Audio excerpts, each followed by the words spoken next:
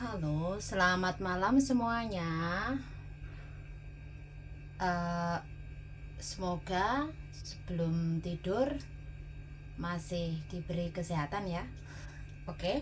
Nah, kali ini saya mau membahas beberapa langkah penting bagi teman-teman di luar sana yang mungkin kebanyakan mengalaminya tapi panik duluan. Ya kan? Karena kalau panik atau bingung, kita pasti akan melakukan sesuatu yang di luar kontrol.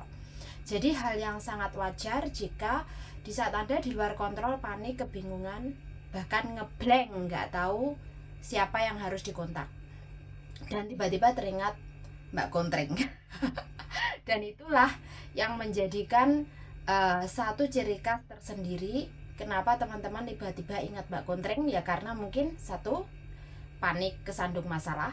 Yang kedua, ya memang mungkin dianggap saya mampu. Nah, oke, di sini saya akan berterima kasih kepada teman-teman yang mungkin menganggap saya mampu. Tapi juga saya akan berterima kasih pada teman-teman yang selalu bilang bahwa saya sok yes. Oke, nggak masalah. Apapun Anda, penganggapan tentang diri saya terima dengan lapang dada ya. Jadi, kenapa sih kemarin saya memposting juga tentang stop bergantung pada kontreng. Nah, itu adalah satu cambukan kembali lagi kontreng di masa yang kemarin memberikan cambukan kepada teman-teman bahwa kemarahan teman-teman akan terulang. Ya toh, kemarahan teman-teman akan terulang. Kontreng ki sok yes.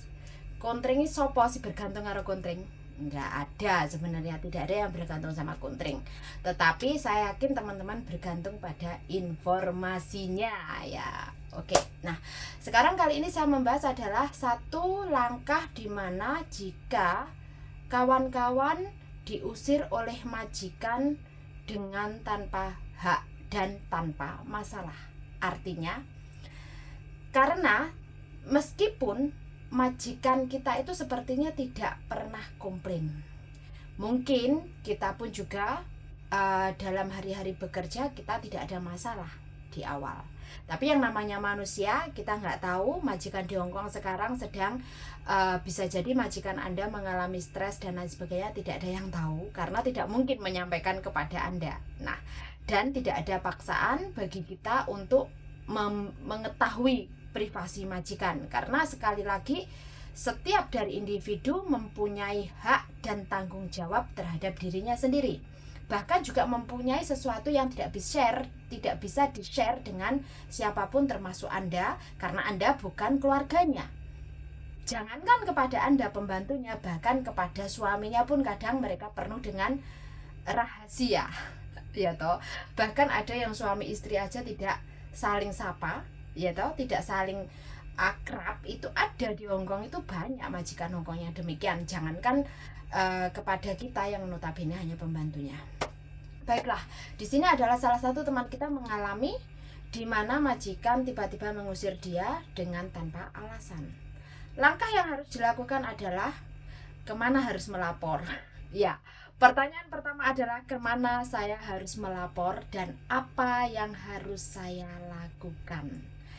Majikan saya mendiamkan dan majikan saya tidak memberi saya makan dan juga tidak menganggap saya sebagai manusia. Apa yang harus saya lakukan? Yang pertama, jika Anda tidak diberi makan, ngomong. Kurangnya di mana? Yang kedua, jika memang tetap responnya tidak memberi makan, di saat Anda membeli makanan, tolong receive-nya dicatat atau dikumpulkan. Terus, kapankah Anda mengadakan negosiasi dengan majikan masalah makanan, Anda juga harap membuat diare catatan. Kalau perlu, rekod suara. Biar ada respon majikan seperti apa, hari apa, kapan, dan tanggal berapa. Selanjutnya, jika masalah tiba-tiba Anda diusir oleh majikan dengan tanpa syarat dan tanpa masalah, dengan tanpa memberikan hak Anda adalah yang dilakukan. Satu, jangan panik. Yang kedua, pastikan Anda tidak menandatangani apapun meskipun itu kertas kosong. Yang ketiga, lapor ke agensi dan mencari tempat dulu kalau memang Anda diusir, ya. Dan ingat, saat Anda packing, lakukan di depan majikan Anda dan pastikan jangan membawa barang apapun meski pemberian majikan sebelumnya di saat Anda hubungannya baik-baik saja. Yang keempat, setelah Anda mendapatkan tempat, entah melalui agensi atau Anda mendapatkan tempat sementara tinggal di tempat lain dengan membayar atau dan sebagainya, lakukan laporan langsung ke KJRI ke lantai 1 di bagian pengaduan. Kalau Anda di lantai 1 di bagian pengaduan, Anda pasti akan ditanya agennya apa. Respon agen bagaimana? Ya sampaikan saja. Terus apakah kalau sudah direspon agen tidak perlu melapor ke KJRI? Tetap wajib Anda melapor ke KJRI.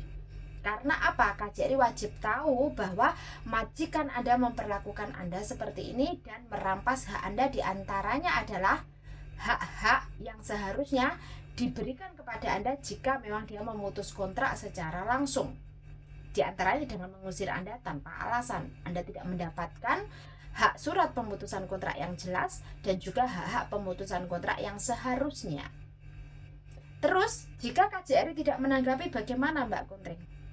Jika KJRI tidak menanggapi atau mungkin respon KJRI kurang bagus, tolong Anda catat juga di sini. Kapan Anda ke KJRI-nya, tanggal berapa, jam berapa, diingat-ingat di lantai mana, loket mana.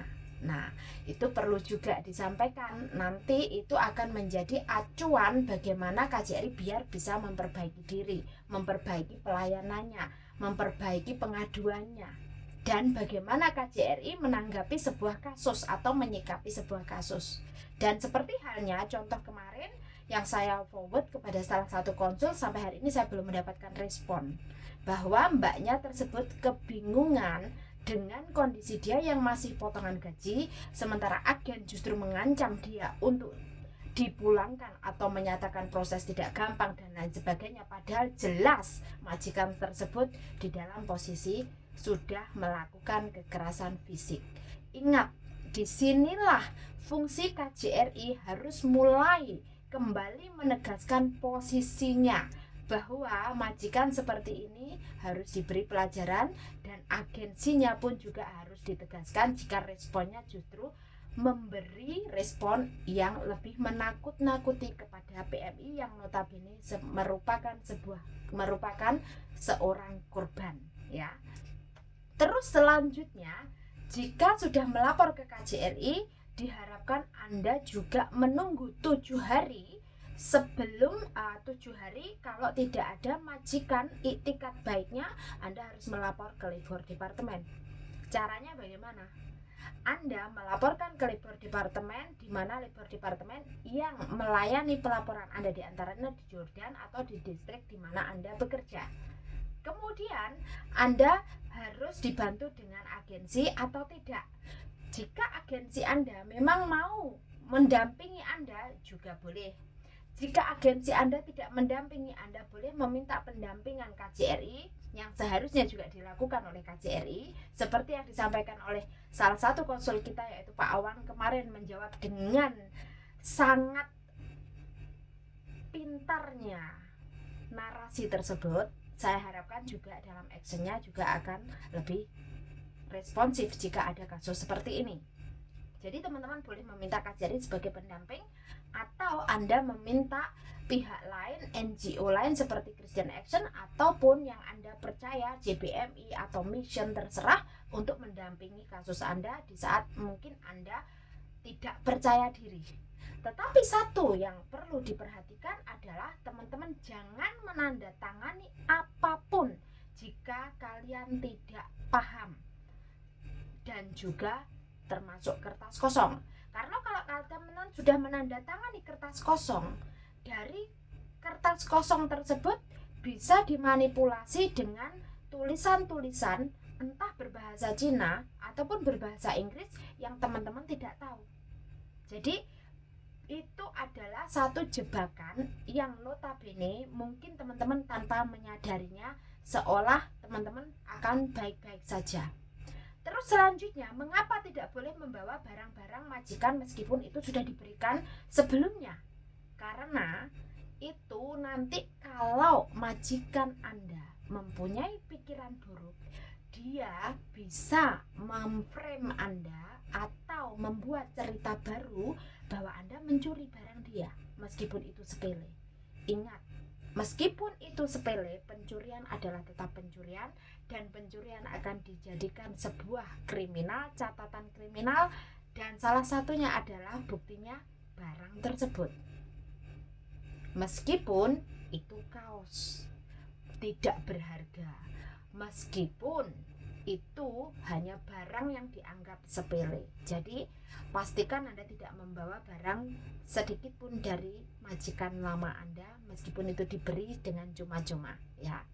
Kayak hadiah, tapi ingat, hati-hati, karena itu bisa dijadikan manipulatif baru, cerita baru, dia kehilangan dan dinyatakan Anda mencuri.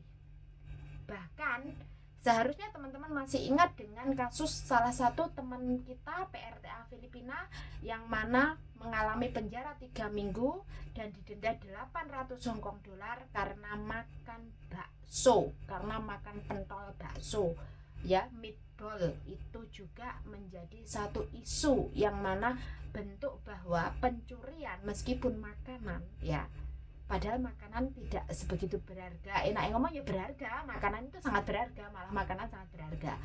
Entah alasannya si mbaknya itu lapar atau karena memang tidak ada makanan yang dia kurang makan atau bagaimana sehingga kurang mengkomunikasikan dan mengambil tanpa izin di rumah majikan, maka tetap dikategorikan pencurian jika majikan melakukan pelaporan dan tidak terima. Jadi harap diperhatikan. Meskipun itu hal remeh-temeh, kenapa saya selalu bilang stop meremehkan waktu berharga Anda untuk belajar, stop meremehkan yang namanya kontrak kerja, stop meremehkan informasi yang mungkin hanya 1 menit saja itu bisa merubah nasib Anda jika Anda mau belajar. Terima kasih. Ingat, sekali lagi, jika Anda diusir majikan, jangan panik, jangan tanda tangan apapun jika Anda tidak paham, termasuk kertas kosong. Lakukan pengepekan dengan tidak membawa barang majikan apapun meskipun itu pemberian, kemudian lapor kepada agensi dan KJRI serta labor departemen. Terima kasih.